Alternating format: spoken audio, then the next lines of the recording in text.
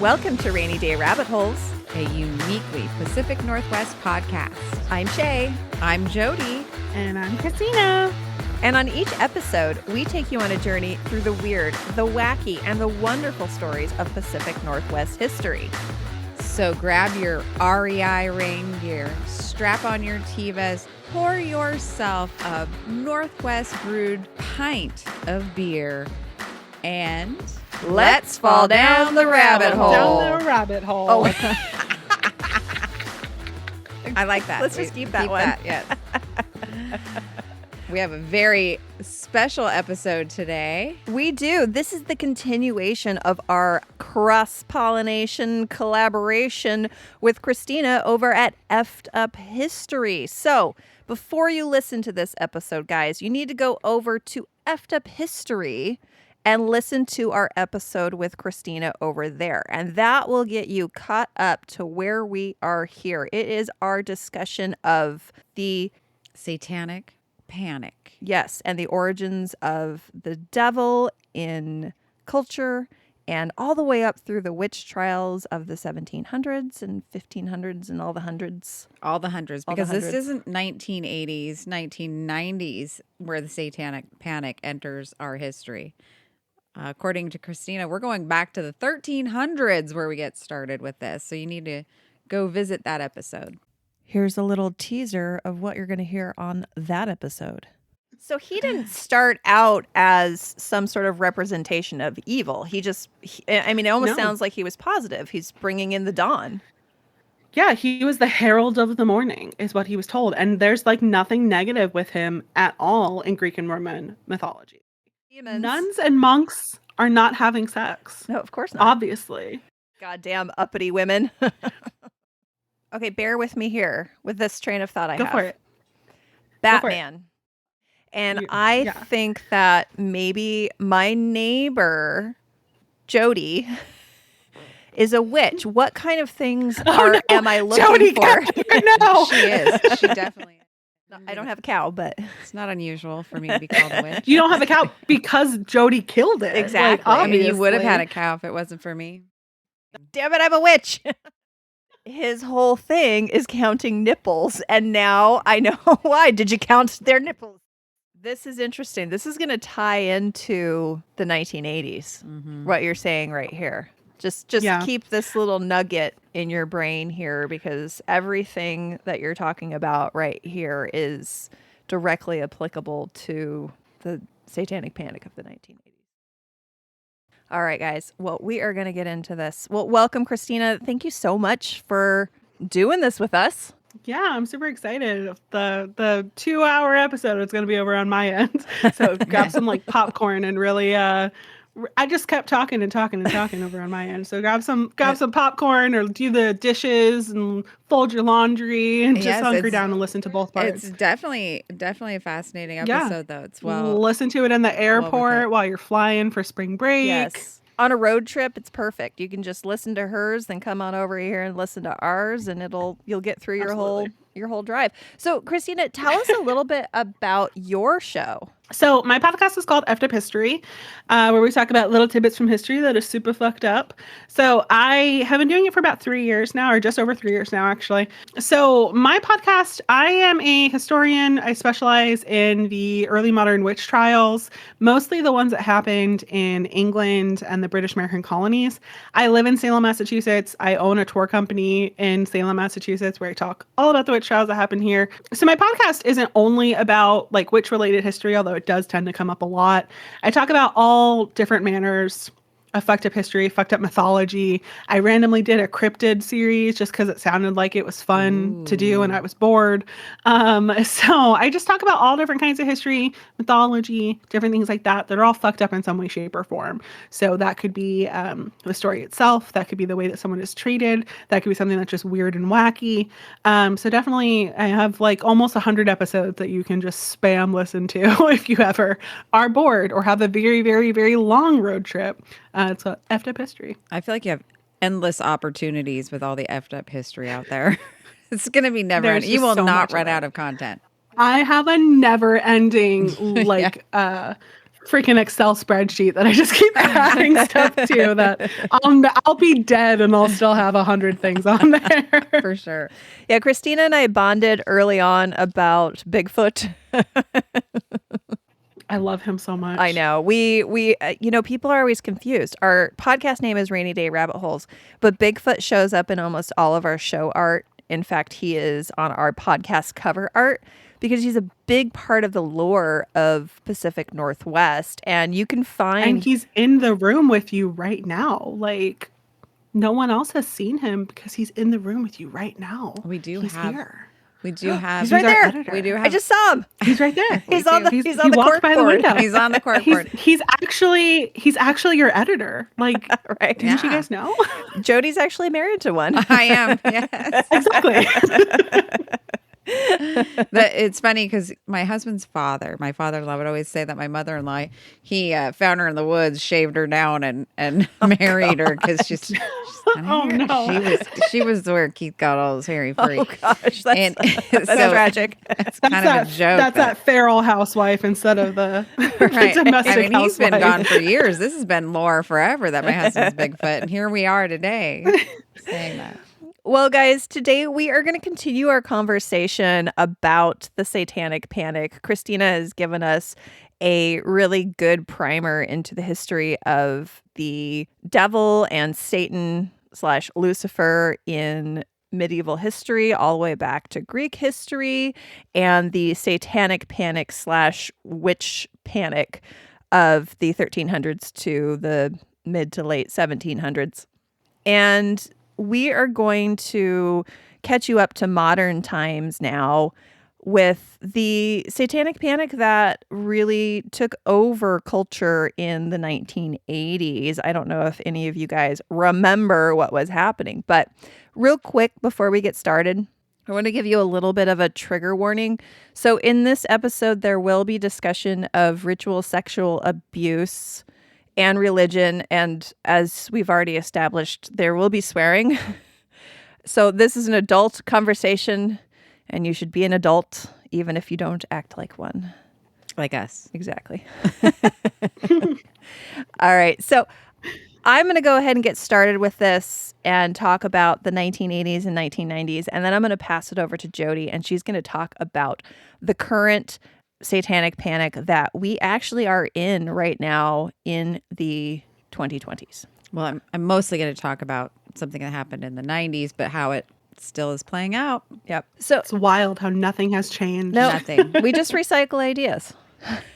It's really interesting how the echoes of history reverberate through time and shape cultural perceptions and fuel collective fears. There is a deep connection between the Salem witch trials of was it the 17th century or 18th century? Yeah, 17th century, 17th century. 1692 to 93. So I'm also not good with the whole numbering system of centuries. It's like, wait, hold on. I know the It's 1900s and the 20th century. So it was the 17th century, right? Okay. Yeah. So there's a deep connection between that and the cultural phenomenon that we know as the Satanic Panic that showed up in the late 70s and early 80s. Both of these episodes reflect the intense social anxiety and perceived threats to societal norms. But the roots of both of these panics and the newer QAnon phenomenon go deeper than just historical coincidence. They are intertwined with historical prejudices. And we didn't really talk about this a lot on Christina's episode, but there is a through line of anti-Semitic sentiments that we could touch on briefly. Oh, yeah. There's a lot of anti-Semitism and witchcraft that we could. Oh, elaborate absolutely. on. There is a great YouTube, what do you call it? Video? yes. I wanted to call it Video, yeah. documentary. It's not really a documentary, but there's a YouTuber. It's Esoterica, and he has amazing videos. And there's a whole one about the Satanic Panic, and he actually talks about the roots of the Satanic Panic way back and the anti-Semitic through line of all of it. And I will post that link in our show notes. And I really encourage everybody to go and watch it. It's fascinating. I mean, while Satanism goes back at least 2,500 years with the origins in anti-Semitic lore. The roots of the more modern resurgence of this fear of Satan worshippers can really be traced back to Aleister Crowley. He was a British man that was born in 1875, and he was born to a wealthy family, and early on he rejected his family's fundamentalist faith. He was interested in esotericism. Did I say that right? Yeah. It's another it sounds episode right. of Shay Butchers the English language. It is a word I had to look up. And he was also into mountaineering and poetry. Ooh, a well-rounded fella. Hey, wow, that sounds so nice. In 1898, he joined the Hermetic Order of the Golden Dawn, which was kind of a book club for guys and gals. They actually did allow women who wanted to practice magic and probably do gay stuff. I was going to say. It was actually founded by members of the Freemasons who have their own mythology, and they are suspected of also having some devil worship in there and stuff. But it's just Rituals. They definitely have they rituals. love their rituals, and it's like guy stuff. I mean, they just wanted Guy to... rituals equals witchcraft. Yes. Being gay. Hail Satan. Exactly. Well, in actuality, I was thinking this a lot during Christina's episode, that the witch trials could just become the gay trials, the trans trial. I mean, we're containing ourselves and not torturing people anymore. But if there weren't these laws and constraints, I think we'd just be there right now with this. Well, I mean, there has been modern day torture in electrotherapy and conversion therapy. And I've been part of electroshock people therapy, also, and we do this under anesthesia. Not in the day. No, not now. Back before it was regulated. Right. Now it's safer, nicer, and effective. But there are still people who are tortured to death, just not by, officials legal means or whatever. But we don't legal means. Still people tortured to death for being trans or being non-binary or anything like that. The new witches. For sure. I've definitely argued that up here in Salem. When people come on my tour and they talk to me about it. And I'm just like, you realize that this isn't over, right? It's just the definition of the witch has changed. And the definition of Satan has changed. That's how it felt when I was today, listening. the things that we see is just a regurgitation, just with a different person. Mm-hmm. Just got a different paint job on it. Right. Yeah. 100%. So the Hermetic Order of the Golden Dawn was highly influential on Western occultism. And maybe we can get back together and do an episode on them because it's really fascinating. Back to Crowley. So in the early 1900s, he founded an occult society called Thelema.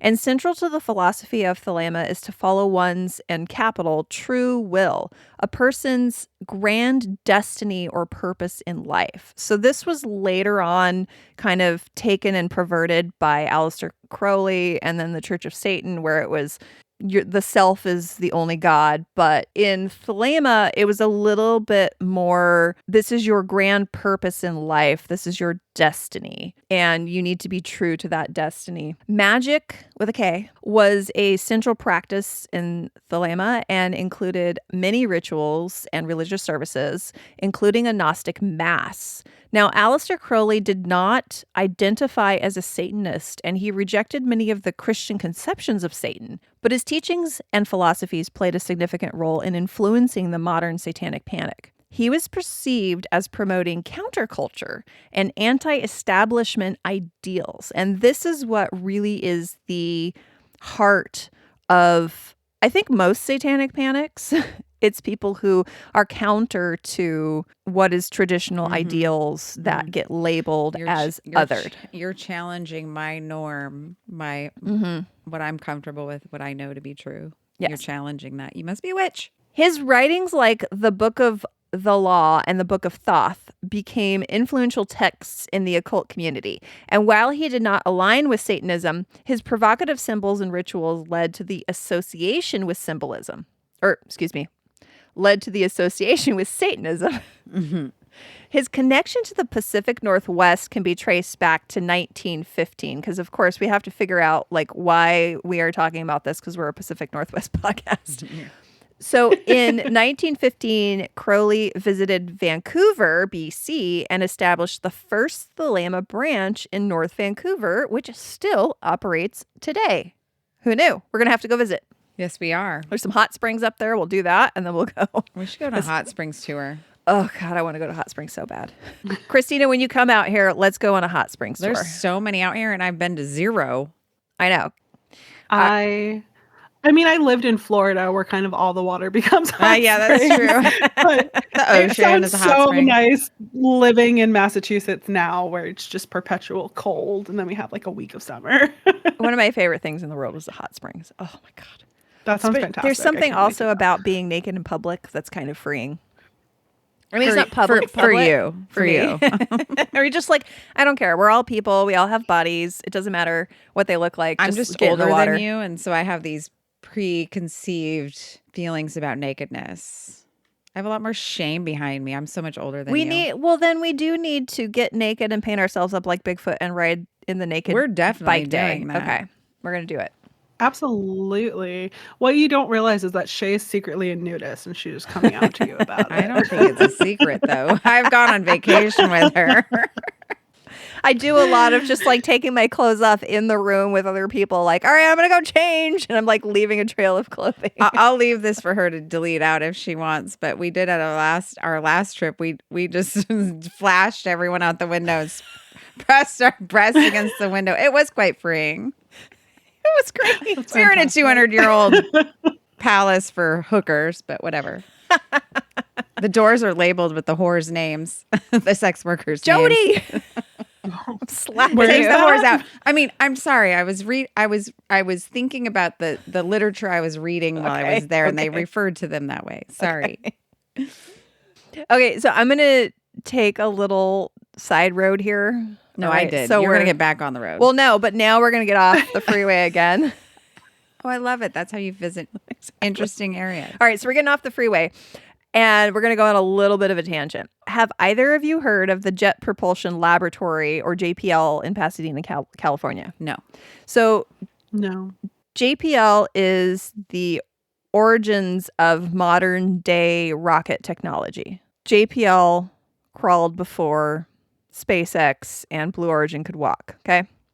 But after NASA. So this was in the 1920s and 30s. Oh, wow. that Okay. this was We're founded. going way back. Yeah. Okay. So it was founded by Jack Parsons. He was an eclectic rocket scientist, and he also NASA was founded on July 29th, 1958, according to Google. I So just JPL Googled it. So yeah, was before before NASA. NASA too. Yeah. Oh, wow. So he also sometimes referenced to himself as the Antichrist.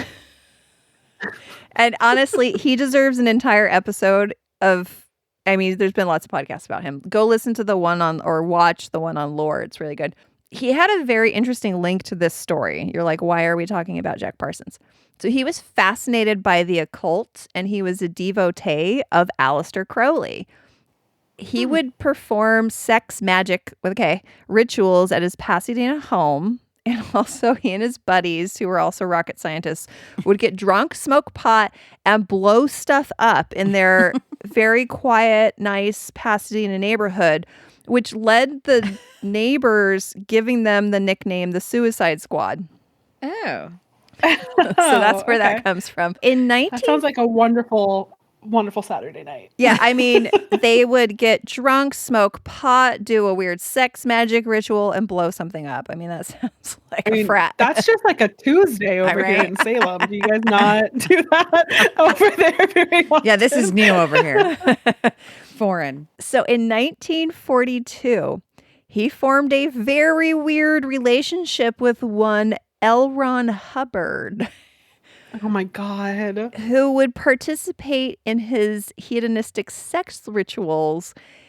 L. Ron Hubbard even moved into his house, into Jack Parsons' house. My goodness. Oh And my God. That is a whole lot of crazy in one space. Yes. And then he ran off to Miami with Parsons' lover and also $10,000 of Parsons' life savings. Now, this was the 1940s. $10,000 was a lot of money. And he used that money to buy 3 yachts and found Scientology. Okay, so I'm that is a originally lot of from money. Clearwater. Oh, that's which right. is like Oh, the goodness. it is like the moment you said L. Ron Hubbard, I like threw up in my mouth a little bit because I am from Clearwater originally, which is like the like height Yeah. of freaking Scientology. There's also a huge Scientology church in Ybor City, Tampa, which is where all of the clubs are. So like where I went to my university, we would go clubbing in Ybor City. And there's a giant Scientology church there too. So like while you're clubbing, there's just like Scientologists hanging out trying to like Recruit. convert Oh, you goodness. into Scientology. I knew we were heading towards an awful time period. They are another level of crazy. Allegedly. Sorry, Oh, yeah, they're I don't very want them- litigious. Yeah, they are. And they like to follow and stalk and Yeah, no, we're not all going to sorts of stuff. Yeah. So fast forward to 1930. that tangent was obviously off the timeline. I just love that story. It's such Per a good usual. story. Listen to the podcast The Dollop, and they talk about this whole story. It's fantastic. Okay. Fast forward to 1930, when Anton LaVey was born on April 11th, the date that this came out. What a coincidence. Very What? timely. Oh my gosh. It's like we planted or something. I know. Happy birthday, Anton. This is so Shay. He was a showman from an early age, exhibiting a talent for music as a child. And then he went on to play as an organist in bars and nightclubs. He also had a flair for tall tales. He claimed to have been a circus performer and to have had an affair with Marilyn Monroe, to have been a psychic investigator assisting the San Francisco Police Department, and other tales. But most of these claims they appear to be just like straight up fabrications. I thought this was like a multi-talented person, but just a good liar. Really good at lying. Anton was somewhat of a local celebrity in San Francisco. He had a house that he painted completely black, known as the Black House. It's no longer existing. There's like some townhouses there. But he was known for his paranormal research, live performances, and his quirky behavior. He would drive a coroner's van around town, and he had a Black Panther named Zoltan. What, like an actual pet Yeah. Black Panther? He was known for his big cats that he had as pets. He would walk around this panther around town on a leash. One of the things that he would do, which I found was hilarious. So he had like can you imagine the big 1960s station wagon? Yes, because that was in the 1970s what I was in. Exactly. So he had a pet lion, and he would just put it in the back of the station wagon and like drive around town. I just had my siblings and cousins. He had a lion. I mean, it's probably just as dangerous, but not as exciting. So in the mid-1960s, he founded the Order of the Trapezoid, which eventually became the Church of Satan. It was officially founded on April 30th, and that is supposedly the night that witches held their Sabbaths, according to him. Church. Oh, him, not Oh, church. that's Not news witches. to me with Right. all of my Right. We have the witch All expert on the right. line here going, what? That's what he said. April 30th. I'll make sure to jot it down. I thought it would be like October 31st, November 1st, Samhain, which is like the big no, absolutely not. Well, All I right, think it was the 30th of the month or something. I don't know. I didn't look into it more. I could have done more research, but I didn't. This is the Listen. mediocre, not the meteoric. Right. I know nothing about this, so you could tell me that he said that the sky was purple, and I would be like, oh, well, there was a time that the sky was purple. That makes total sense. And then He I probably didn't did say the sky was purple. He loved to lie. Okay, so his tactic, I love Anton LaVey just because he was hilarious and he was such a showman. He just wanted to put on a show and he loved to court controversy, right? Did he not believe this stuff? It was just for the show, or do you think he believed it? Keep your pants on. All right. Per usual, I've jumped ahead. Too inquisitive. LaVey's tactic was to promote and court scandal. He was a born showman, and the more salacious. So what is salacious? Delicious. Is that a real word? It's delicious and salacious at the same time. The more salacious he could be, the better. He shaved his head. He would wear horns, and he would wear robes, And he proclaimed himself the high priest of Satanism. Wait, so is this the QAnon shaman? Are they related? There's a QAnon shaman? Okay, yeah. Okay, I'll keep my pants on. You keep your pants on. We may have a connection here we didn't even know. So he would perform satanic weddings, baptisms, and funerals.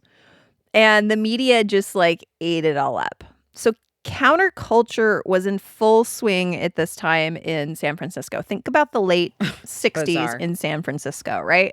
That's where he was living. So people were a lot more open to alternative religions and occultism and mysticism. And he just took advantage of this. And then there were movies like Rosemary's Baby that only added fuel to the flame. And also, LaVey incorporated occult symbols such as the pentagram, which may have not been associated with Satanism before this. Oh, wow. So just a little bit about pentagrams. I don't know, Christina, do you know much about the history of the pentagram? It's definitely not associated with early witchcraft. I know about from like the Wiccan side of it, which is like 1800s or whatever. Like there's some spiritualism that it's for the different elements, Right. but like outside of that, no, I don't know anything historically that has to do with that symbol. There are other symbols, obviously, and I know that like Baphomet kind of has like a little bit to do with part of the upside down pentagram or pentacle or whatever it's called, but no, I don't know anything about the history of it like long ago. So it's a 5-pointed star, right? And it was originally used in Sumerian mythology as well as in China, Greece, Babylonia, Japan, and it was even used by the Christians and Jews as like positive symbols. So from around 300 to 150 BCE, the pentagram stood as a symbol of Jerusalem. In Christian tradition, it was used as a symbol for the 5 senses or the 5 wounds of Christ. So Christ had the wounds, wrists, ankles, side, and it plays an important role in Arthurian legends. So there's Sir Gawain and the Green Knight. It was on Sir Gawain's shield. Turned upside down, it has been used as symbolizing the Holy Spirit descending on people. So even upside down, it was still a positive religious symbol because it was the Holy Spirit coming down to poke you, I guess. Nudge. A poke. Hello, I'm here. Pay attention. It wasn't until the Renaissance that it was attributed magical significance. By the mid-19th century, the way it was pointed was given special significance. If the single point was pointing up, it was good, but upside down, it was associated with evil. So it's the goat of lust attacking the heavens with its horns. Crowley made use of the pentagram in Thelema, stating that an inverse pentagram represents the descent of spirit into matter. So it still wasn't... Oh, yeah. It wasn't evil. It was the descent of the spirit into matter. LaVey adopted the inverted pentagram around 1968 and sometimes depicted with the goat head of Baphomet inside of it. He also appropriated the image of Baphomet, and sometimes he would modify the image to incorporate the Hebrew inscription Leviathan, which was a biblical monster that was associated with evil. And he also adopted the inverted cross. Now, the inverted cross has pretty much always been associated with Satanism in modern pop culture, but the symbol once again has its origins in Christianity, and it comes from the tradition that St. Peter was crucified upside down. It was originally attributed to occultism in the 19th century by Eugene Ventrist, who claimed to be the reincarnation of the prophet Elijah. But it really wasn't until LaVey adopted it that it became strongly associated with the occult. So LaVey was pretty influential in these symbols being associated with modern Satanism. So the pentagram upside down was a positive pouring, but that at no time was a cross upside down a positive pouring down to the people. No, because it was St. Peter Always. betrayed Christ. He was so it's crucified always upside a down. negative thing. Was he like his birth name was LaVey? Anton LaVey? Because I just think it's interesting that you got LaVey and Leviathan and all of that. Like that's really interesting to me. Ooh, theory. He might have had another extra name in there, but I didn't see. I could be wrong, which is And I'll did have he to go down a choose rabbit this hole. name? I know. He chose this name and changed it to? I don't know. I didn't see anything that he Yeah, did. I think he was or just did he have the last name LeVay and then saw the name Leviathan and was like, oh hey, LeVay, Leviathan. That's like, probably more like, likely. Yeah. it's just so interesting that that's like such a similar name, and he, That's a great call out. I don't think he adopted the name Anton. no. He would have chosen Damien. Exactly. I mean, Aleister Crowley wasn't even his full real name, but that's a much more like spooky sounding name for sure. Wow. LeVay also has claimed that he did not believe in the actual existence of Satan. To him, Satanism represented the nonconformist counterculture he believed in. He was interested in materialism and rejecting the established order. It also gave him an opportunity to be the showman that he longed to be, to have followers and power, and let's face it, to get laid. I mean, I think that's behind a lot of these things, is just to get laid. Right. All men's goal, right? Right. Don't most cult leaders have that? It's as their primal. ultimate It's goal? primal. Exactly. LeVay's Church of Satan really had more in common with the cults of Dionysus and the teachings of Nietzsche. The Satanic Bible, the doctrine of the church, criticizes Christianity as limiting man's potential. Ironically, his Bible had 11 rules governing the morality and actions of his followers. It's like the 10 Commandments, but he added one because he just has to one up because he's a showman. Well, he's above God. So, and honestly, most of He these... has 10. I have 11. Exactly. Let me show you how this is really done. My dick is 7 inches long, not 6. All right. So honestly, most of these are pretty sound advice. I'm going to read them out. 1, do not give opinions or advice unless you are asked. I don't follow that one. 2, You've been trying. You've been working on it. do not tell your troubles to others unless you are sure they want to hear them. 3, when in another's lair, show them respect or else do not go there. I will be calling my home a lair from Yes, now it's your on. lair.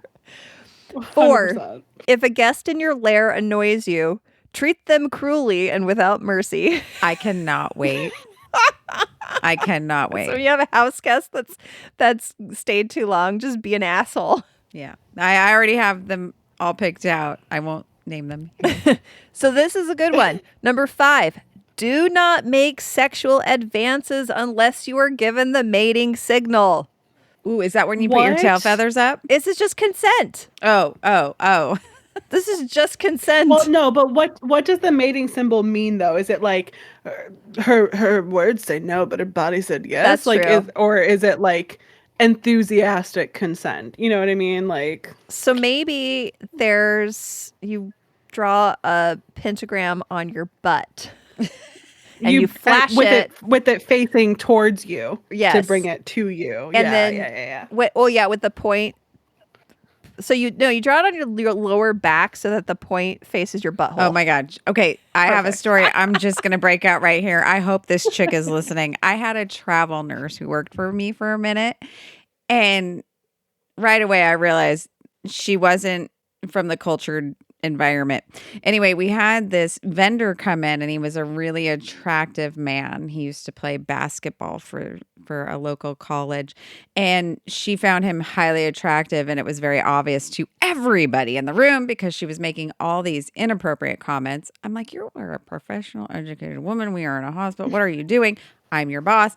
Pretty soon she's like, oh yeah, I have a target tattooed right in my tramp stamp. That's where you know where to land it. And I'm like, Oh my god. Lordy, we need to go to my office right now and have a conversation about what's appropriate and what is not.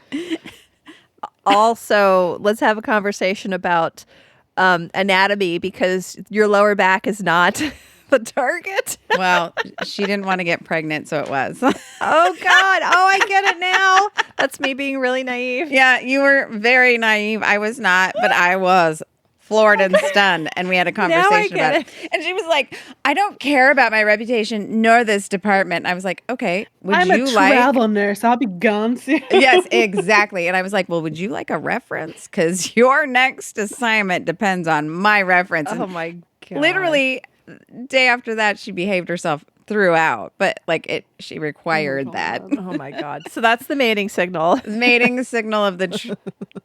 she may listen, so I'm not going to... Okay. We're not going to call it there. Okay. So number 6, do not take that which does not belong to you unless it is a burden to the other person and they cry out to be relieved. I don't know what that means. 7, acknowledge the power of magic if you have employed it successfully to obtain your desires. If you deny the power of magic after having called upon it with success, you will lose all that you have obtained. That is vague. I don't know what that means. Well, it's like working out. You just got to keep doing it to keep it going. Okay, sure. Number 8, do not complain about anything to which you need not subject yourself. Okay. Number 9. Oh, I'm bad at that one. Mind your own business. How about this one? Do not harm little children.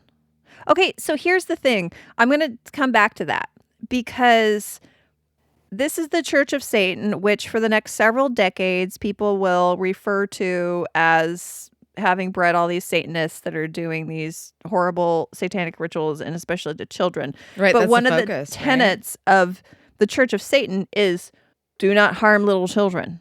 Number 10, also in a lot of accusations of satanic rituals, is that they kill animals. And here's number 10, do not kill non-human animals unless you are attacked or for food.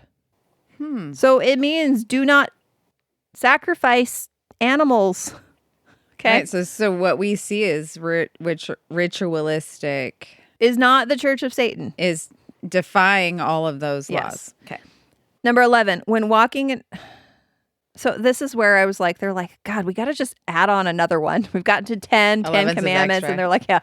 When walking in open territory, bother no one. If someone bothers you, ask them to stop. If they do not stop, destroy them. Okay, I'm going to print that. I'm going to post it. People are like, what? In my office, on my fridge, in my car. I'm going to take that one. I like that one. I've warned you. I have given you warning. You're bothering me. I'm going to destroy you. I give you Is it like so many chances. Destroy you like physically or destroy you like verbally? I mean, I don't know. And like also, vicious? I'll take either. What's walking in open territory? It just makes me think, okay, so here's the image in my head. So, there'll be these LARPing conferences and it'll be like a guy dressed up to do some sort of like live action role play, and he's walking across a field and somebody's heckling him. So he's like, I'm going to destroy you. I've warned you. Okay. So Destruction to you and your family. Those are the 11 tenets of the Satanic Bible. So even though it appears as if LaVey had no actual belief in a supernatural entity called Satan, the symbolism and rituals he incorporated and demonstrated to the world left a lasting impression, which fed directly into the satanic panic of the 1980s. Well, it sounds a lot like the Satanic Temple, because like the Satanic Temple is another one that's like not at all. I don't know that much about the connections between the Satanic Temple and the Church of Satan. I know that they're very different things, but I know that the Satanic Temple is also very like, nope, we don't worship Satan. We don't even believe in him. Like they have different tenets, but they're like, we just look at ourselves and, they're very, it's almost like an extreme, like we're catching your attention by having the Church of Satan. Right. Right. And they don't really mean Baphomet and all of that they're devil worshippers. They're just right. Not your typical Christians or otherwise. So I was going to touch on this later, but we'll just do it here since we're here. So from what I've read, so the Satanic Temple was kind of a branch off of the Church of Satan, and that the Church of Satan holds much more of like a do what you want. The only God is yourself. It's a very like to one's own self be true sort of thing. Yeah. So it's very narcissistic. It's very self-serving. And the Satanic Temple focuses a lot more on holding up the separation of church and state and fighting for the rights of everyone who isn't a Christian. Wait, it's so American is what you're saying. We immediately, with our Constitution, was a separation of church and state. But we didn't. I mean, it was supposed to be. But the problem is America has continued to call itself a Christian nation. Like that Yes. is something that they Well, constantly are saying. What's on our dollar? What's on our money? In God we trust. Yeah. Yep. So there is not. And so we still call ourselves a Christian nation, and they don't have room for viewpoints other than Christianity. You're either Christian or you're evil. There's no in between. Right. We need God back in our schools, meaning Christianity. Right. And the Satanic temple, they don't believe in Satan. And Christine, I think you have a little bit more knowledge of this than we do, but they're more about upholding like the rights of secular humanism. Like you don't have to have a religion in order to have morals and be a good person that can participate in society. It's very like science too. Like, right. You know, we acknowledge science, we acknowledge all of these things. It's kind of like I have worked with the Satanic Temple before. I have friends who have worked like employed by the Satanic Temple. It's very just like, we will protect your rights. Like, we do not live in a Christian oligarchy. We live in a society that is supposed to define it. So like the Constitution doesn't say God, but the Declaration of Independence says God, the Pledge of Allegiance says God, or like you said, our currency says God. So like we're supposed to be separation of church and state, which is like what our Constitution says, but all of our other major documents mention God. Right. So like we're definitely not practicing it. We should be. Like you should not be able, if one of our constitutional rights is freedom of religion, you are defying the Constitution by enforcing Christianity on people.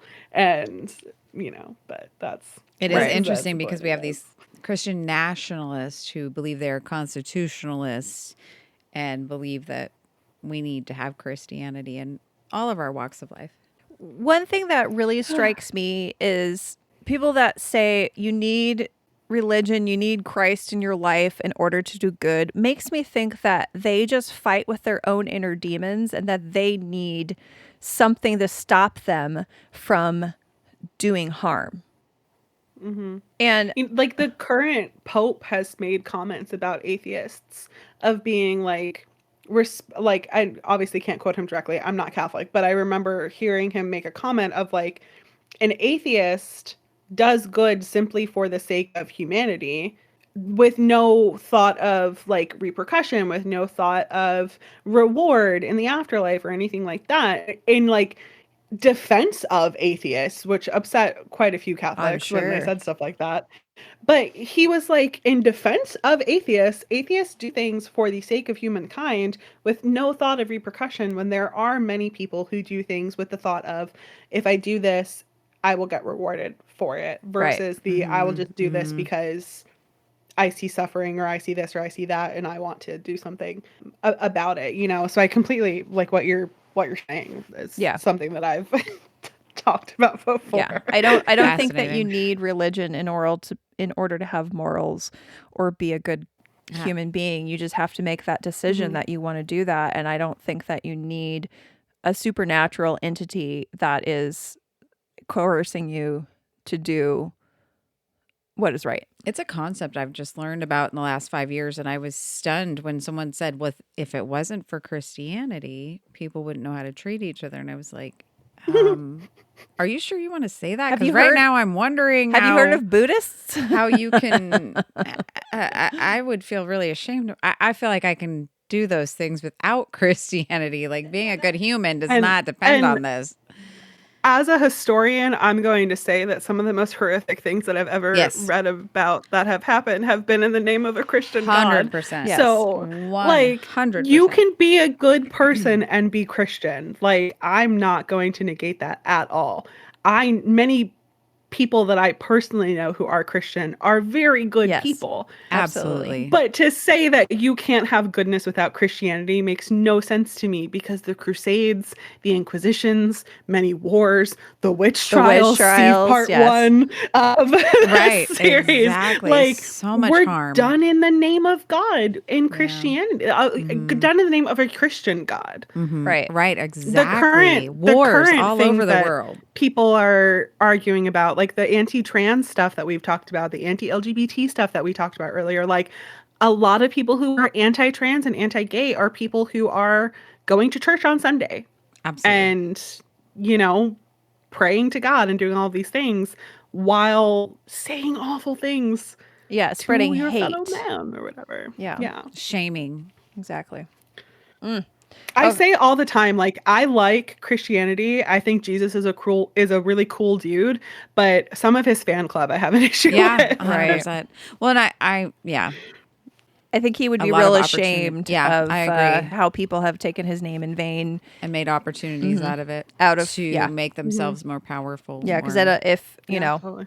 if you're talking about him and the way that they believe in him, then the way that people act is not in keeping with his teachings. and the way they've managed to reconcile all of that is Yeah. like magic. Okay, let's move on. So the Satanic Panic really, like we've talked about, has its origins in the late 60s. And there was an increased interest in spiritualism, widespread use of psychedelic drugs, and the spread of non-traditional religions.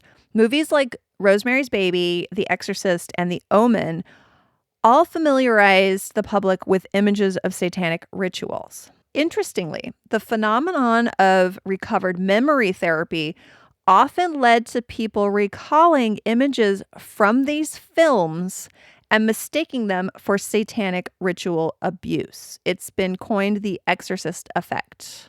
And then we have the counterculture movement, which led to increased social anxiety on part of conservative America and the baby boomers. Then we're going to get to ground zero of the Satanic Panic of the 1980s. It is the book, well, it's not really ground zero. It is setting the stage for ground zero. It's the book The Satan Seller, written by Mike Warnke, and he claims to have been a high-level Satanist who participated in rape and human sacrifice before he converted to Christianity. He later on went to be a Christian stand-up comedian. And then... Oh, wait, a Christian stand-up comedian? I know, there's a cognitive dissonance. Is it funny? It's, it sounds a lot of like Jeff Foxworthy's stand-up. Well, that makes sense. Because there's a lot of like slapstick, stuff happening in there. So his book was later debunked, and this is very interesting, by an evangelical magazine called Cornerstone. And 20 years later, they debunked it, where they're like, all the stuff that he said that he was doing, he was nowhere near that portion of the country. He was not doing that at the time. They blame the Church of Satan for things that happened before the Church of Satan was founded. And so they debunked all of it. They also brought out his severe abuse of all of the women. He had like 5 marriages, and he would cheat on every single one of his spouses, and he would use his Christian ministry to get the next spouse in. And there was fraud and embezzlement in his ministries. I mean, he was physically abusive to his wives. Anyways. Totally Christian. Yeah. Jesus. What would Jesus do? And the thing is this book he's a terrible writer. And the book is kind of hilarious if you read it with the idea that he's just making this all up. It's bad. It's bad writing. And it's very indicative of like how Christians at the time thought of the counterculture movement and what they perceived to be Satanism. It's just like tropes and rhetoric straight from there. It's kind of hilarious. But what we can really blame for the majority of the Satanic Panic of the 1980s was and the term patient zero of the Satanic Panic was coined by the podcaster Sarah Marshall, and I encourage everybody to go listen to the You're Wrong About episodes where she talks about the Satanic Panic and the Satan Cellar. They're great. This book is called Michelle Remembers, and this takes us back to the Pacific Northwest. Here's our tie-in. So Michelle Smith was a young housewife in Victoria, British Columbia. Beautiful place. In 1976, after suffering a traumatic miscarriage, she sought out the help of a former psychiatrist. So she had been admitted to the hospital for complications surrounding her miscarriage, and her doctor actually reached out to her former psychiatrist, Larry Pazder, and he's like, Michelle is in here.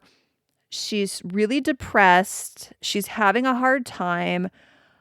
I can't figure out why. She just had a miscarriage. She's not getting over it. I can't figure out why. Yeah. This was a man, obviously. Yeah. And she had been in therapy with Larry Pazder before. And so Larry was like, well, we already did therapy. She was fixed. Like all of her problems we already addressed. Like a dog. So she was fixed. I'm sorry. I can't. It's with the story that you're telling. So I'm going to mute myself so that I can just listen to what you're No, the what you're shock. saying. The shock. So he was like, well, we already have addressed all of her problems. So her inability to get over her miscarriage must be because of something that we have not yet addressed. And so it must be something that maybe she doesn't even remember.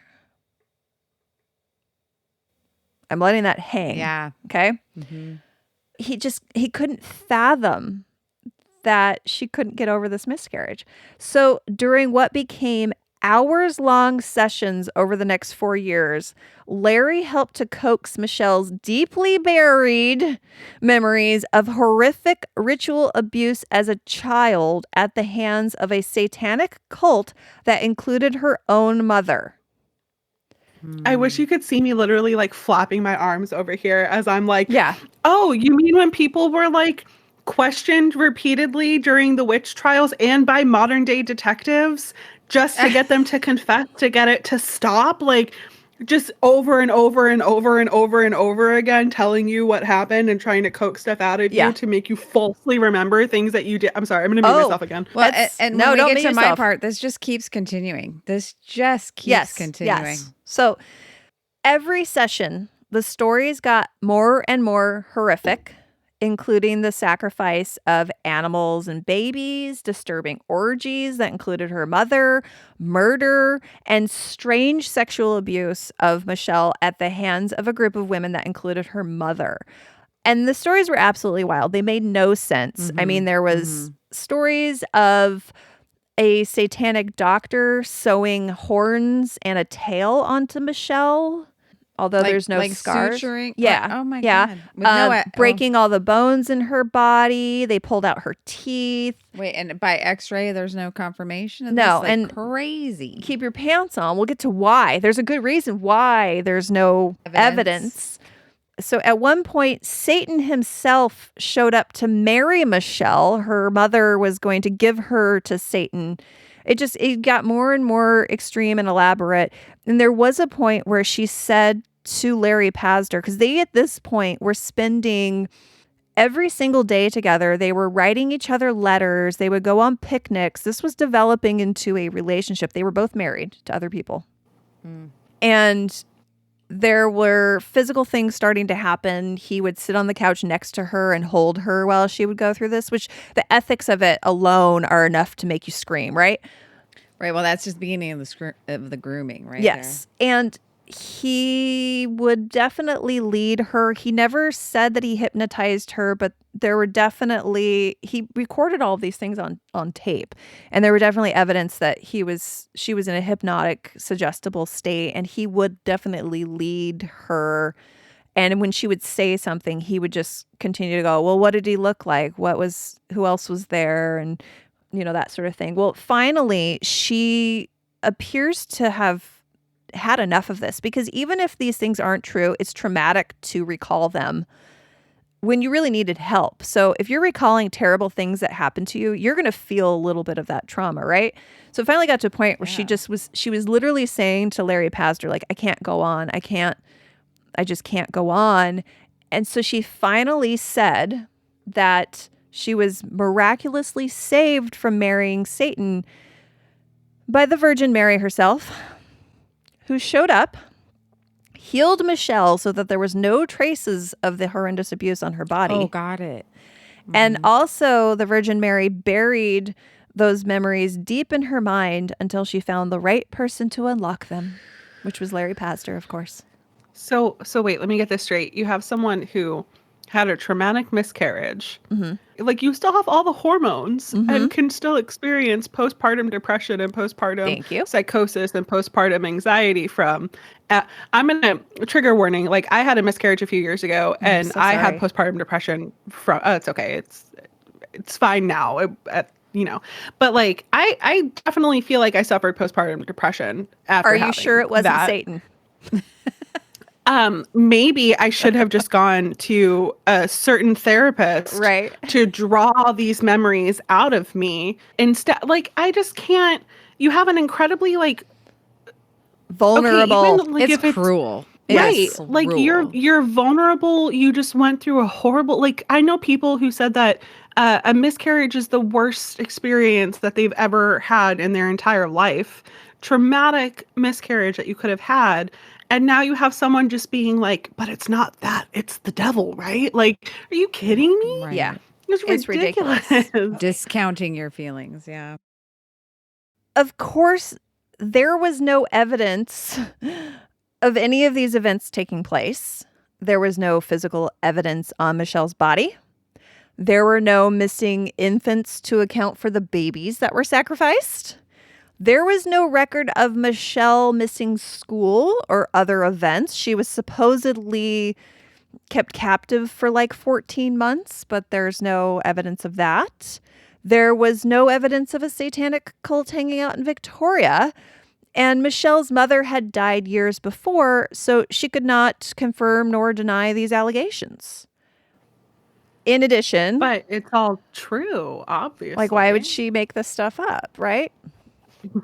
Well, why would a woman who just suffered a horrific miscarriage and then get exploited by her therapist make something up? Like, makes Well, no sense. Every time she would come up with a more outrageous story, Larry Pastor would get closer to her and be more interested and more supportive of her. It's almost like a trauma bond, but It is a trauma like bond. a fake trauma to bond them. Like he was creating a Well, that also more sounds like trauma love than there bombing. It sounds Oh, what? yeah. That also sounds like love bombing. Like, whenever you give me what I want, I'll show you love and affection. Like, anytime. was. An over the top version. Yeah, like an over the top version of love bombing, where when you are putting yourself through, even if it's made up, you're still, by imagining these things and saying these things, it's still probably incredibly traumatic. So whenever she put herself in those moments, then he would show her love and affection and get close to her. Yes. It's like an extreme love bombing, especially, again, to circle back to, her heart is broken over her miscarriage, and she's probably just wanting to feel something and to feel love, and this guy is showing it to her whenever she does what he wants her to do. Filling Yes. that deficit. Yes. Mhm. So one thing that I found was really funny was Larry Pastor said that he definitely thought that this cult that was abusing Michelle was the Church of Satan, and that they were older than Christianity. Like, well, the Church of Satan was founded in 1966, so no. Anyway, It reminds me of the what was it, Christian Identity, where it goes back to Anglo-Saxons were the original prophets. Wow, you did a lot of work to get there.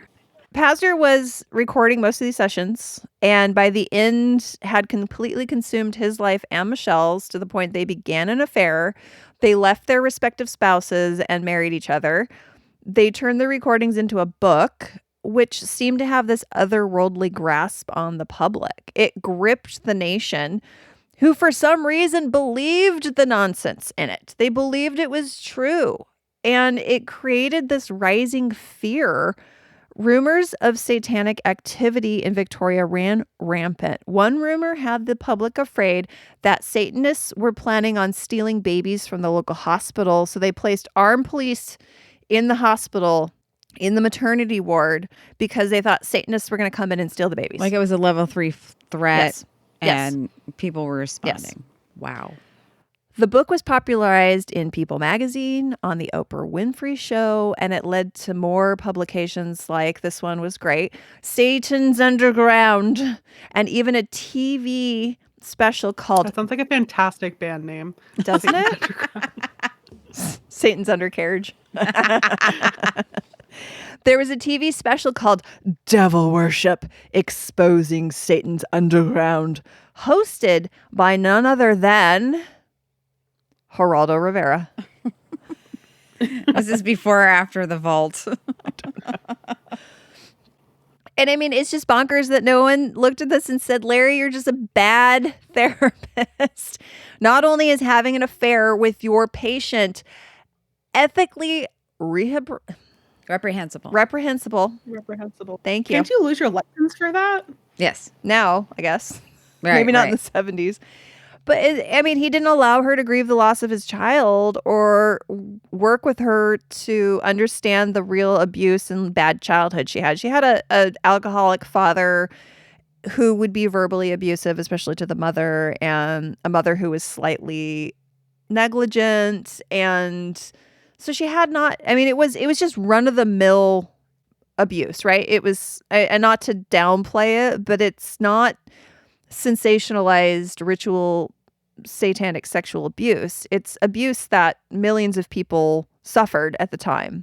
Well, Like your that adds basic to it even neglect more and- because Yeah. when you have like CPTSD, like complex PTSD of perpetual trauma, especially in your childhood caused by a parent, you are again more susceptible to narcissistic abuse and to love bombing and to all of those things as an adult because you're like, not to go into all of my personal life details, but I had a very similar upbringing to her listening to that.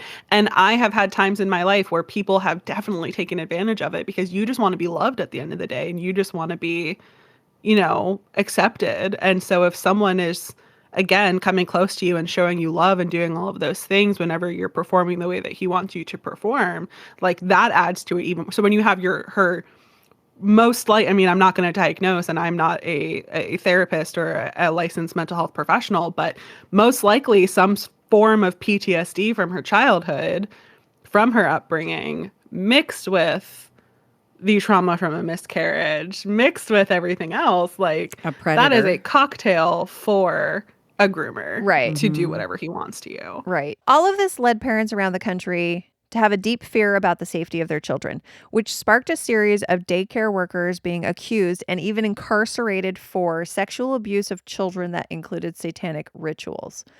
Most notable was the McMartin preschool case of 1983, in which a parent who was later found to have severe mental illness accused the daycare provider of molesting her child. So her child had a severe diaper rash, but the parent thought that it was unusual and took it to the next step of reporting it to the police. A series of leading interviews by investigators and social workers led to 321 counts of child abuse involving 48 children. 320. In a push to believe the children, and there was like a whole Believe the Children organization, no one ever stopped to apply logic and reason to the situation. Children were telling stories of animal and human sacrifice, of being turned into animals, being taken into non-existent tunnels under the daycare, of being made to fly, and on and on. So, Are we talking about the 1690s or are we talking about the 1980s? 1980s. Right? The witch trials Right? are Very all similar. ran Yes. by. See? There's the witch trials in Salem. There's the Pendle witches that I didn't talk about in my last episode that happened in 1611. That was all about children running the trials and like from the mouth of babes. That's just insane. So a lot of these children bananas. were 3 years old. So I mean, I'm sure you can remember back to when your son was 3 years old and talking to a 3-year-old and how much sense that made, right? Oh, yeah, Well, no, the and I level used of to be a preschool teacher imagination. too, like, Yeah. they but where are they getting that from? Like, at that age, they are sponges for the things that they're hearing from other people. Like, Well, a child's imagination is not going to just come up with those things, like, unless they see it or hear it from somewhere. the investigators and social workers were leading the children. They would say things like, well, Tommy said that this happened to him. Did this happen to you? They would also use tactics that made the children compete with each other for the best story. So they would Oh my. say things like, well, you did a good job, almost as good as Tommy, but better than Sarah. And Oh my so they goodness. would, then the children would try to come up with stories that would make them do better than Sarah. And they would say, so, Tommy said that Miss Kelly, I'm just making up names, Miss Kelly, the daycare worker, took you into the tunnels and there was a giraffe in there. Was there a giraffe in there or was there another animal? You Right. know, And then it's now a giraffe and a hippopotamus and a exactly. gorilla. I mean, if you watch the interviews with these children, you could see how they were leading the children. And in the effort to please the adults, they continued to fabricate more and more wild stories.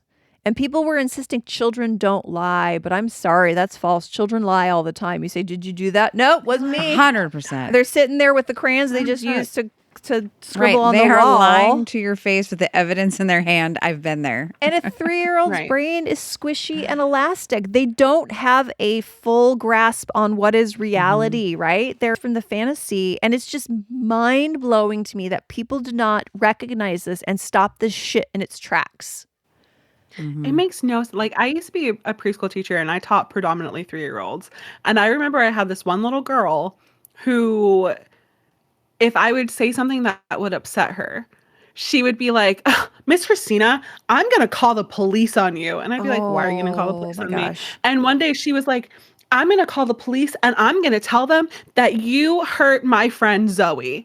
And I'm like, "I didn't hurt your friend Zoe." And she's like, "Yes, you did. I saw it. She's on the ground and she's crying." And like Zoe's like playing in the Holy corner, cow. like totally fine. And she'd be like, "I Wow. saw it and I'm gonna call the police and I'm gonna tell them that Oh my you're gonna gosh. kill Zoe, Miss Christina." And I'd be What a like, "I didn't terrifying do." human.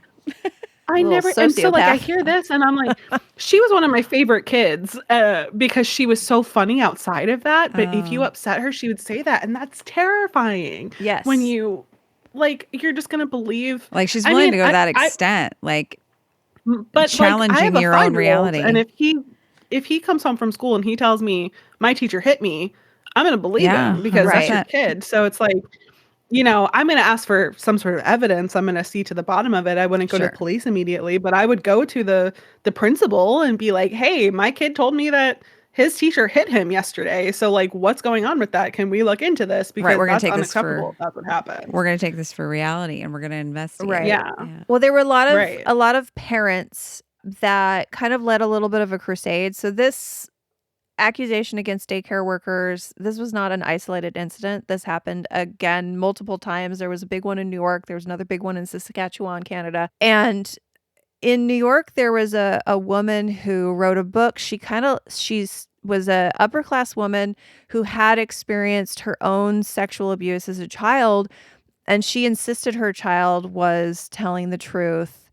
And it almost seemed to be a way to deal with her own childhood sexual trauma. Mhm. Um, Oh dang. and unfortunately, a daycare worker she was just a young woman who was kind of a hippie. She went to prison for like 10 years before she was exonerated. So, I mean, it really ruined people's lives. So It basically, ruined. this daycare provider paid for the crimes that happened to the mother because, wow. Yeah. So for the McMartin case, it was one of the longest trials in California's history. It lasted 7 years, and it was the most expensive trial in California's history. And I think even to this day, it cost the state $15 million Oh my God. Finally, charges were dropped, but at this point, the McMartins' lives were completely decimated, right? The people who ran Yeah. the daycare, they lost everything. And during the height of this panic, Michelle remembers the book that started this was used as a training manual for police and social workers to help them recognize these signs of ritual satanic abuse. As if it's happening everywhere. Yes. Parents were warned of the dangers of letting their children play the popular game Dungeons and Dragons. I do remember this. As the conservative right felt that it promoted Satanism, witchcraft, and murder, and encouraged the sorcery and the veneration of demons. And of course, we can't talk about the satanic panic without mentioning the devil in music. Oh, Kids- Iron Maiden, right? As someone who plays Dungeons and Dragons, I think that's hilarious. Yes. I Especially am not playing Dungeons and Dragons and being like, yeah, devil worship. I'm playing Dungeons and Dragons and being like, oh shit, this anthropomorphic skeleton is gonna kill my fake character while I'm trying to find the jewel. Like, there's no. That must be the devil. The devil did it. Well, it's almost kind of sad because Obviously. traditionally, kids that play Dungeons and Dragons may have been, at least growing up, I think it's a little bit more popular now, sometimes the social outcasts, right? They had a hard time finding tribes. They weren't usually the popular kids playing Dungeons and Dragons, and not saying the popular kids are the people who we need to venerate. I haven't watched the later seasons of Stranger Things, but isn't that like a whole part of like Yeah, one of the this last one seasons of kid, and Stranger he Things? wears like the he always they always are like, he's a little bit of a Satanist, sort of in a cheeky way. Eddie, Yes, Eddie, whatever. Yeah. A lot of times, at least the people that I knew growing up that played Dungeons and Dragons, they were a little bit more introverted. They were a little bit more socially awkward at times. And then they had this game, this thing that could bring them together where they found community. And then you're trying to keep them from doing that. I'm like, this is terrible. Well, You're taking you away. also don't have to be yourself when you're playing Right. Dungeons and Dragons. Like, that's one thing for me that's actually really freeing, because my character, like, I can be rather introverted if it's something I'm not comfortable with, if I'm in a situation with people. Like, Shay, if you and I hadn't been communicating over the last couple weeks, I probably wouldn't have been nearly as like social working with you guys today, because I would have not been as comfortable. But my character is a bard that will just like walk up to someone and flirt with people and just like say random things.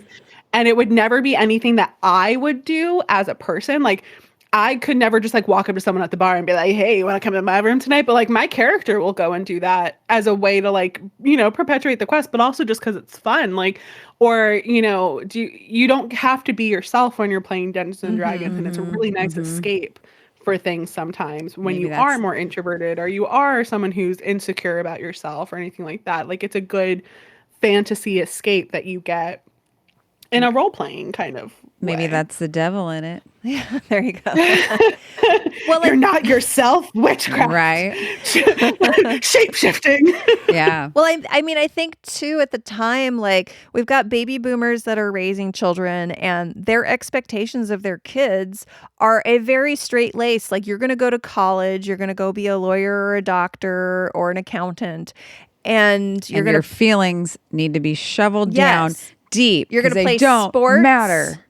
You're going to, if you're a girl, you're going to be really good at the home ec thing, and maybe we'll encourage you to do something that's beyond actually being a mother. You're narrating my childhood. Yeah, but if you were to do something, I mean, it's alien to these baby boomers to go and want to play a fantasy game, right? And here's another way for us to discourage it, is that it is a thing of the devil. So, Okay, but a funny story about this. I was introduced to Dungeons and Dragons. My parents and their friends were playing it. oh, that's great. And this was, I was a little kid.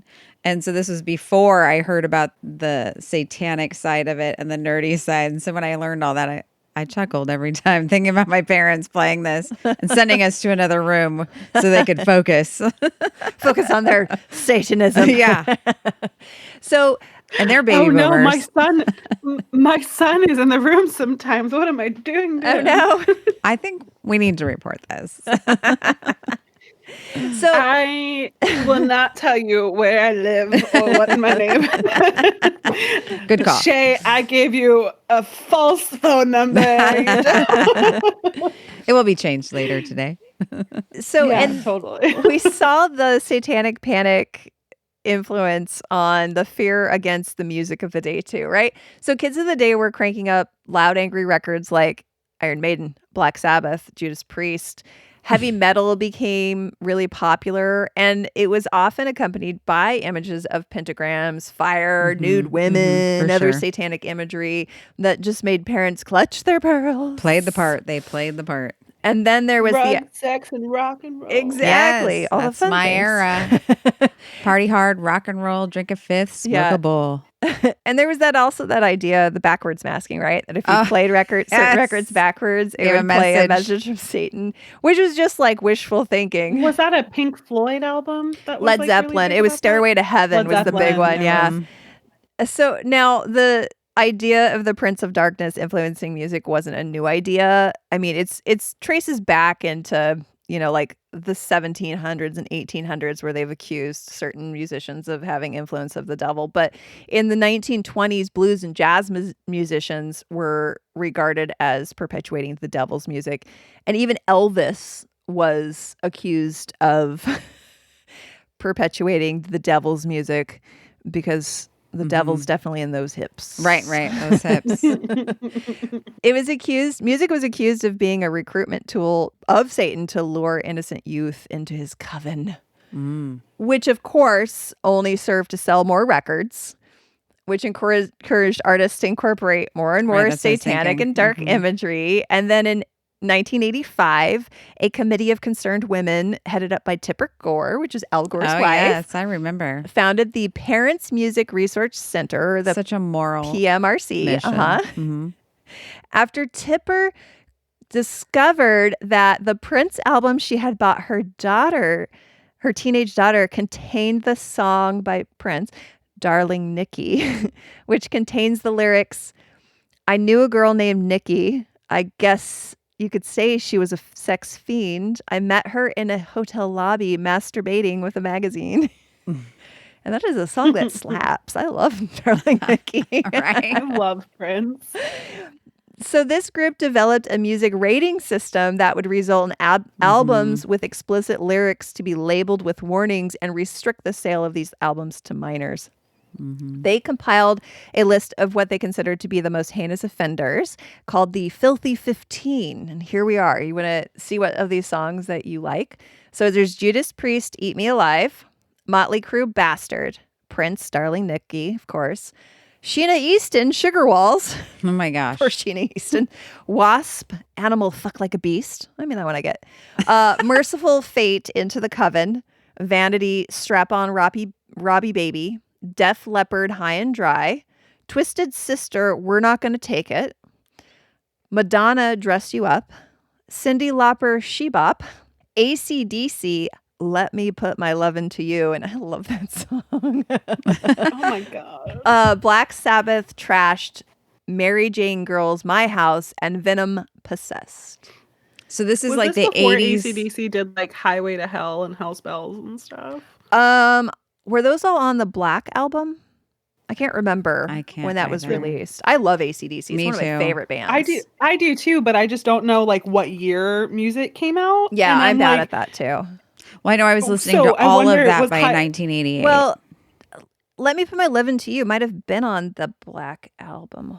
Hold on. I really feel like this is the 1980s version of Moms for Liberty. Instead of banning books, we're Totally. banning music and acting. I mean, I remember Keith's aunt, my husband's aunt, because he was all into that hard rock and the long hair. Oh, she just knew he was the devil. She just knew it. We could do a whole series on just the Satanic Panic of the. No, so yeah, 1980s. Hell's Bells was on Back in Black. Yeah. That's Okay. what I thought. I keep calling it the Black Yeah, album. That was not. Hell's it was Back in Black. Hell's Bells was the first track on side A on Back to Black. Hell's Bells. I Huh. mean, no wonder they were targeted. Well, there was a rumor that Oh, yeah. AC/DC stood for Yes. Antichrist, Devil's Children. Yes, I forgot about Yeah. this. So, but what was really happening here? The erosion of what Americans considered to be traditional values, the introduction of alternate religions, the spread of free love and mind-altering drugs, and the growing equal rights movement definitely had some blame.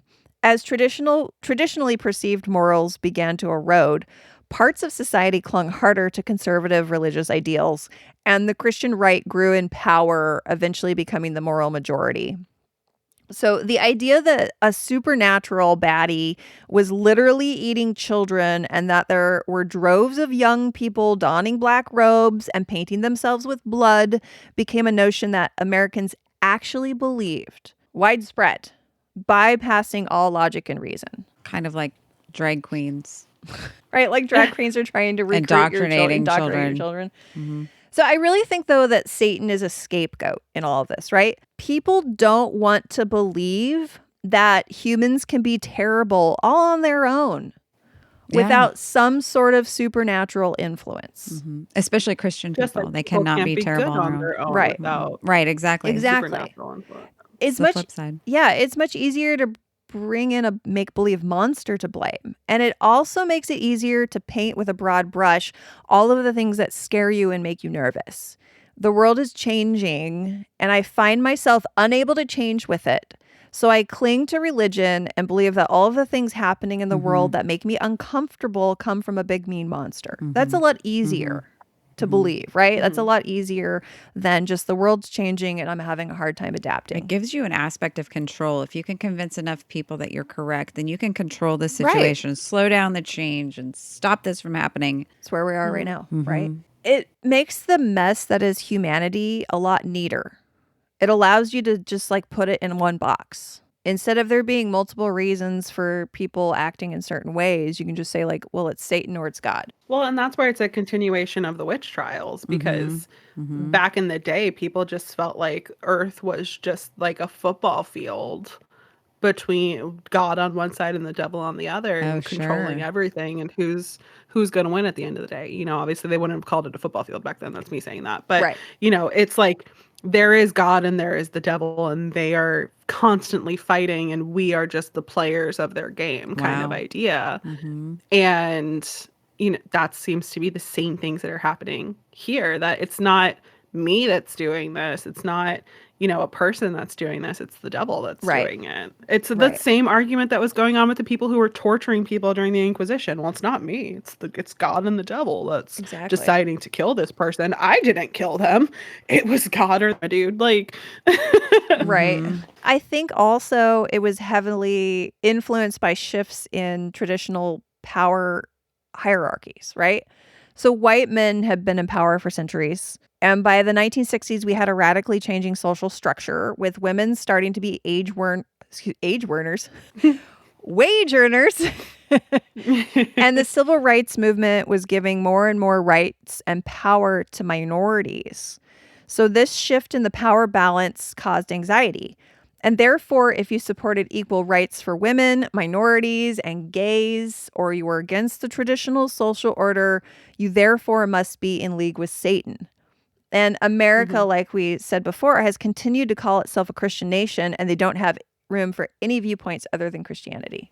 So has America done that, or a faction of people? Because I feel like I hear this and then people go, we are not a Christian nation. I think that there's still the moral majority, I think, is still in power is the problem. It's definitely a problem. Yeah. So, I mean, we already talked about what the actual beliefs of the Church of Satan and the Satanic Temple are, and they are constantly attacked as being Satan worshipers when they're not. They're atheists Right. or secular humanists. To wrap this up, all of this moral panic and fear in the 1980s led to some truly terrible practices in the realm of psychology, such as this recovered memories thing where people are saying that they had satanic ritual abuse happen to them and led by psychiatrists to believe this. Therapists took the lack of evidence as evidence and the lack of real memories of childhood abuse as evidence of childhood abuse. And it led to a good decade or more of many cases and some mass accusations of sexual abuse even right here in the Pacific Northwest, which is my cue to turn it over to Jody. And she's going to talk about the sexual abuse panic of the 1990s and how we are currently in the grip of another satanic panic. So we're going to pick up straight from the McMartin case where Shay discussed in the 80s childhood ritual sexual abuse in daycares. And we're going to learn so much from that event. And we're going to go straight to the Wenatchee witch hunt, where we just pick up where they left off and actually learned nothing. This witch hunt is a child sex abuse case that unfolded in the 1990s. So just a few years past the McMartin case, we now go to Wenatchee, Washington, where this case remains one of the most controversial legal sagas in American history. Allegations of rampant abuse within a small community led to a wave of arrests, trials, and convictions. However, amidst this legal proceedings, the media frenzy, some conspiracy theories emerged. The Wenatchee witch hunt came on the heels of years of hysteria, like Shay mentioned, the McMartin case in the 80s and into the 90s. And in 1995, Wenatchee, Washington was embroiled in an unimaginable scandal. What began with accusations from a foster family quickly spiraled into a widespread investigation implicating numerous individuals within a community. Children alleged that they had been subjected to ritualistic abuse, leading to arrests and prosecution of over 40 people, including parents, social workers, and law enforcement officials. The case generated national attention for its scale and shocking nature of the allegations. The first allegation comes from a 13-year-old female foster child who reported being sexually molested. She reported this abuse to her foster father, Detective Robert Perez. So he's a detective and he takes action right away. He puts this 13-year-old in a car and recruits 2 social workers to go on this mission with her. And they drive throughout Wenatchee and East Wenatchee. For our listeners who are not from the area, this is a north central Washington agricultural area. This is where our apples and our cherries are coming from. For the most part, it's also where our immigrants go to work. Yes. So, also, if you guys are familiar with the confection applets and cotlets, yes, that's my favorite. One of my favorite Yes. Washington candies. He drives this foster child around through Wenatchee and East Wenatchee, and she points out homes and other locations where she claims she was repeatedly sexually abused since 1988, and as well as other children. By other foster families or friends' families? No. Or So this road trip she goes on with her foster father and the 2 social workers becomes known as the Parade of Homes. And these homes are occupied by adults who are part of a group called, according to this girl, this foster child, The Circle. They call this group The Circle. And The Circle is a group of adults who are trading their own children, sex trafficking their own children, bringing them to orgies and offering them up oh, geez, okay. for sexual Oh my God. events. And that is the accusation made by this foster child to her detective foster dad, who dives right in to saving this child and correcting all the wrongs.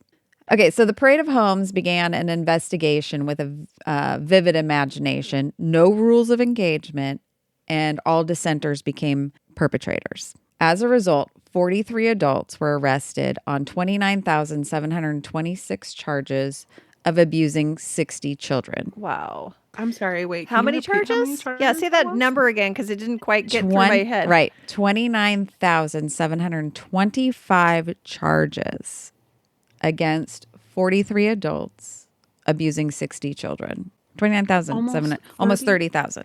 Oh my God. Who has time? Right? Detective Perez.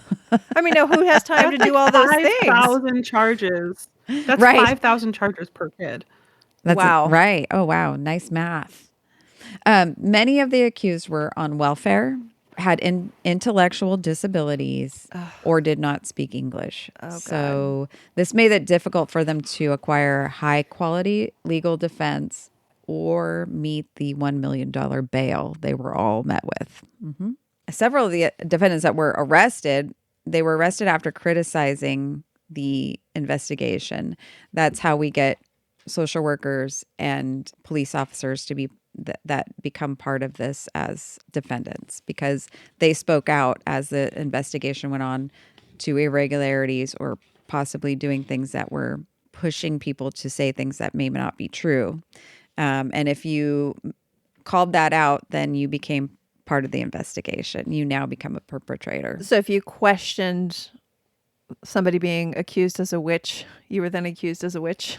100%. This continues into 1995. So that is the witch trials in Salem, 100%. Yep. So that and it's something that I didn't talk about in my episode, but like when you were accused of being a witch, you were just supposed, like everyone was supposed to go with it. And it gets to the point in Salem, and again, I won't elaborate on it a lot, but like there was so much corruption that you could not speak out against what was happening.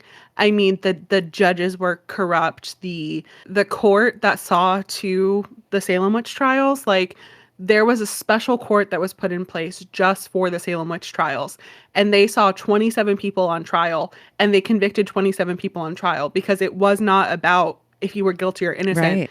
It was about proving a point, and it was complete corruption. Right. You had the sheriff in Salem who was stealing money and stealing belongings from people who were accused of witchcraft, and no one could say anything or speak up, because when you would speak out against the witch trials, when you would like one of my, it's weird to say, but like my favorite victim of the Salem witch trials, because I love her story so much, was, I know it's weird to say, it's it's like when you say, oh, my favorite serial killer is, but like my favorite victim was accused because she was like, no, absolutely not. This is not what's happening. Like, don't believe these children. Don't believe these people. It's all lies. And wouldn't you know, the next day she's now finding herself accused of witchcraft. Like in the middle of church, they're accusing her of witchcraft. And that happened to so many people that it becomes a moral issue in Salem of, when you're accused of witchcraft, you can confess and say that you're a witch and you'll be freed, or you can tell the truth and say that you're innocent and you're going to be executed for it. And that's the extreme that it went to in Salem. And it's astounding that 300 years later in Wenatchee, you still have these things happening. 1995. And as you're talking, I mean, wait till you hear the rest of the story. This is straight out of the witch trials. Let's do it. This is a straight witch hunt. This is crazy. So like Christina was just talking about people being prosecuted, Pastor Robert Roberson and his wife were both arrested after Pastor Roberson mentioned that maybe we need to take a step back and really investigate this. Maybe that's, this may not be true. So immediately he and his wife are now arrested and as the leaders of the circle, and they're accused of running the circle group, this satanic ritual, sexual abuse, right out of their East Wenatchee Pentecostal Church and House of God food bank. Yeah. Pastor Roberson is held on $1 million bond, him and his wife each, and he is during that time beaten in prison. 4 months later, after his beating, all defendants' bail is reduced to $12,500, and the Robersons were released when they met that bail. In addition to arresting or firing anyone who challenged their investigation, police used less than honorable techniques when interviewing suspects.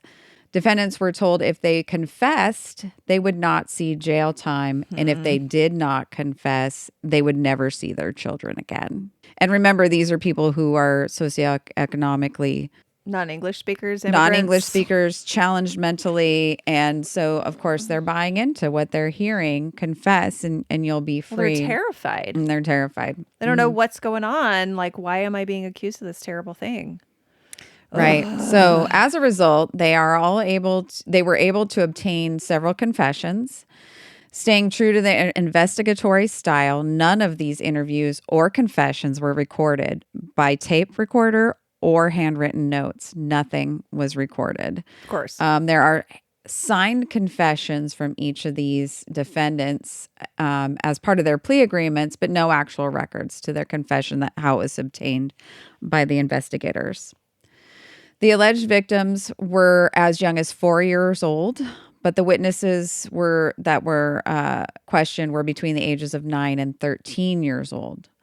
All 60 of the children were taken from their homes and placed in foster care. They were aggressively interrogated for hours on end. If they denied they were abused, they were told by investigators that they must be in denial or suppressing their memories. When that did not work, they were told if they did not substantiate the reported abuse, they would be permanently separated from their families, not just their parents, but their siblings, grandparents, etc. Some of the children were taken to a mental facility in Idaho where they were helped to recover their memories of being abused through therapy. The techniques in this facility were reportedly more of an offering of suggestions about what happened to them until they reported these suggestions as memories. Jeez. One of these children was a daughter of an investigator who had spoken out against this investigation, and she was quickly taken into custody. He was charged. She denied all abuse and eventually was sent to the facility in Idaho, where she later ran away because she would never admit to the abuse. Oh my God. Despite these concerning tactics, many defendants were convicted, with some sentenced to lengthy prison terms. 18 had pleaded guilty and signed confessions. 10 were convicted at trial. 3 were acquitted. And a total of 18 people were sentenced to prison. And this is 1995. In 1998, law students and faculty at the University of Washington formed the Innocence Project of the Northwest and took up this case of the now convicted and incarcerated. All confessions were recanted. All 18 verdicts were overturned. Wow. The last prisoner was released in December of 2000. So 5 years, thankfully. Some of these defendants did serve their whole term in prison before they were released, unfortunately, before they were helped. Have any of these people ever come out to say what their treatment was like while they were incarcerated? Because, like, from what I've heard, anyone who's convicted of a crime against a child is not treated well Right. in prison. Like, even like the baddest people in prison typically will not tolerate crimes against children. The only one I read about was Pastor Roberson. He was beaten in prison because he was there for that reason. But I didn't see anything else as far as that went. Multiple lawsuits were brought against the city of Wenatchee, DSHS, and Detective Robert Perez, and resulted in $6 million total in rewards overall for the defendants and their children. The Perez law was enacted to make it illegal to investigate a case in which the victim or perpetrator is related to the investigator. So Detective Perez, who initiated this entire thing based off his foster daughter's reports, led to all of this for everyone. And now it's illegal in the state of Washington to participate in an investigation if you are related to a victim or a perpetrator. Makes sense, right? Yes. I always thought that was a law, but maybe only recently, huh? Now it is, and it's called the Perez Law. And despite having a law named after him due to his his awful detective work, Detective Perez was never investigated for irregularities. He was given a brief training course and promoted to the sex crime division. Oh my God. Oh. In addition to Can we insert the SVU? Right, exactly. There? Yeah, like, exactly. Christina, what's your practice your what the fuck face? Yeah. What is it? Yeah. Practice your oh good God, what the fuck face. Yes, that's what I'm doing right now. Insert now. So in addition to these glowing attributes, his skills at investigating, he was arrested for his own child custody dispute, and his performance evaluation stated he likes confrontation and likes having power over people, yet he was still promoted. Oh my God. While the Wenatchee so witch... basically, he's completely corrupt. Yeah. We acknowledge he's completely corrupt. Yes. But man, is that an investigator? Right. I mean, we need this guy. We don't care about we don't care about the authenticity of what Right. he investigates. He gets We shit just done. care about the Yeah. results, damn it. He gets shit Closing done. files. That's all we care about. Jesus Christ. So while the Wenatchee witch hunt investigation was initiated in 1995, the last defendant was released in 2000. The hysteria around ritualistic child sex cults continues to live on to this day, and so does the damage they cause to innocent people. The latest version comes from QAnon. QAnon is a far-right conspiracy theory that emerged in late 2017. It alleges that a secret cabal of Satan-worshipping pedophiles, often involving prominent figures in politics, entertainment, and business, are plotting against the former U.S. President Donald Trump and his supporters. The theory posits, I don't know. Posits. Yeah, Yeah. thank you. That Trump is waging a secret war against these forces, and that an anonymous figure Q has inside knowledge of this supposed struggle, disseminating cryptic messages, often referred to as Q drops, on the internet forums like 4chan and 8chan, basically the dark web. QAnon followers interpret these messages, often weaving them into elaborate narratives. Yeah, these messages that come across are like coded. They're sentences that don't make sense. They're just random words. And then the followers take these words and make meaning out of them. Yeah, it's like the red fox sat on the hill overlooking the green veil.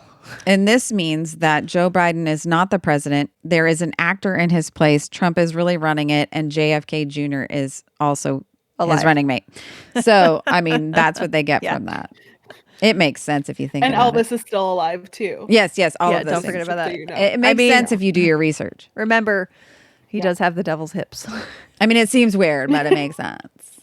Okay, so QAnon followers interpret these messages, often weaving them into elaborate narratives about impending mass arrests, a coming storm, and the eventual triumph of Trump over the alleged deep state enemies. And that means perverts, pedophiles, and rapists. A favorite story from the QAnon crazies is Pizzagate, which refers to the debunked... Sorry, I'm so hungry.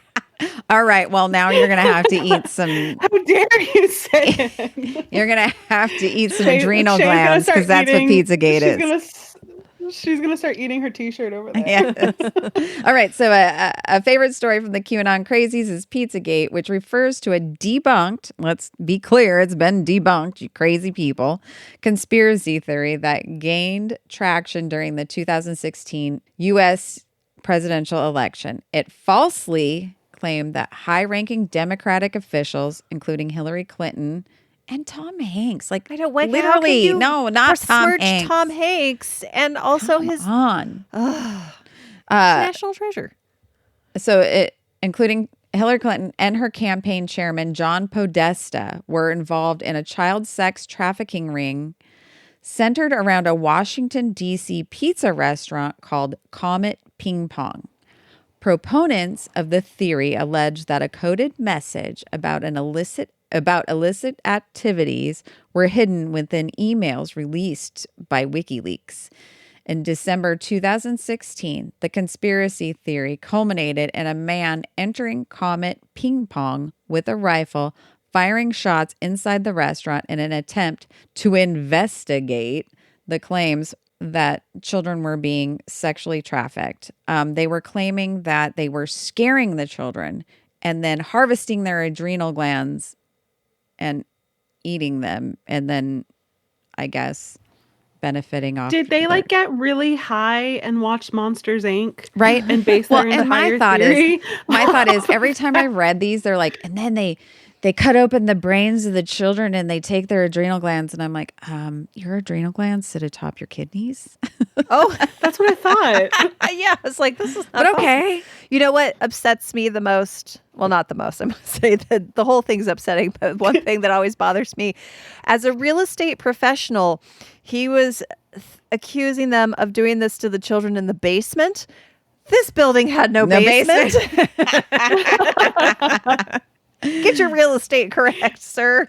Oh Yeah, my God. so That's like when you read stories about Florida and they're like, and there was a murder in the basement. Oh, Like, yes. there's not a single basement in Right, Florida. exactly. Well, it's like Not allowed. 50 Shades of Grey when they say that there's a helicopter pad on the top of the Escala condominium building, and I have done multiple appraisals in there. There is no helicopter pad in Escala. I'm so It's upset. because the devil is hiding it from you. Like, Apparently. come on, haven't you, You been could see paying it attention? if you would just believe. Right. Okay, so if you just fortunately, believed in the devil with your hips. with your hips.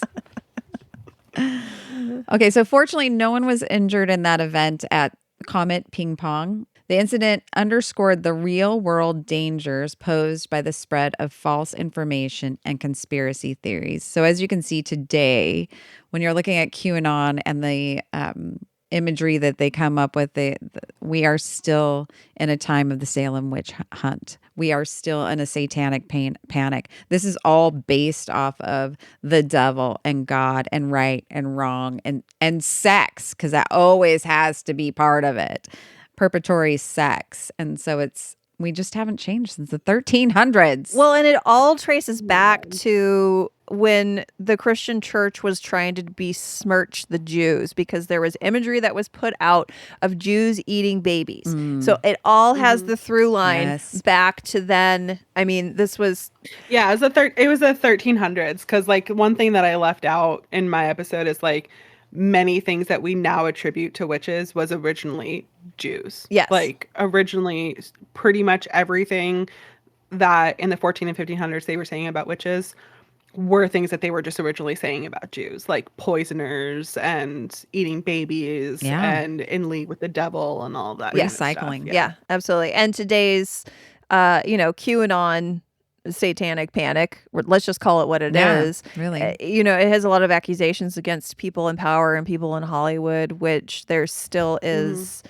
there's a prevalence of people that are Jewish in power, and I mean, maybe not a prevalence, but they still just exist. Recently, that is the theory is that all these people in power are Jewish, and that is the problem. They are controlling our world. And yes, and I mean, we could do a whole episode on blood libel, but we can't because my phone's gonna die. So is your tummy. Your glucose is at a minimum. I'm gonna die. I know. Well, I mean, it just all comes back to let's just use logic and reason, okay? Are people really transforming children into other animals and making them fly and sacrificing them to eat them? It's just, let's just apply What is the desire to go conspiracy first? Right. There's several people I know that just want to go straight to the conspiracy. Science, facts, data. They must be lying to me. The conspiracy is what I need to believe in. That's what's not lying to me. Well, guys, I think that we're going to have to end this conversation here. I think we could go on for another 3 hours easily. It has been great, Christina. Thank you so much for joining us. Thank you so much for having me. It's been so fun. I'm always... I was saying in my recording that I'm typically just by myself staring at a wall when I'm talking, so it's kind of nice to have people. That's why I thought, how lonely. It was. It's fun to have you guys here today. Yeah, it's been a blast. Thank you so much, and thank you to all of our listeners and to all of Christina's listeners for sitting through this. I hope that it got your road trip over more quickly. I hope that it got your plane ride over more quickly, or got you through a couple of commutes, depending on where you're going. Fold your laundry. Yeah, fold your. That's exactly what I do. I know. You cleaned the bathroom, you folded your laundry, you vacuumed, and you did some weeding outside. Yeah, we got you through your chores. I'm so proud of you. Yes, nice job. You accomplished some stuff. You are a good girl / boy / person. Yes, you were a good person doing household adulting. Woo woo! Success. Pat on the back.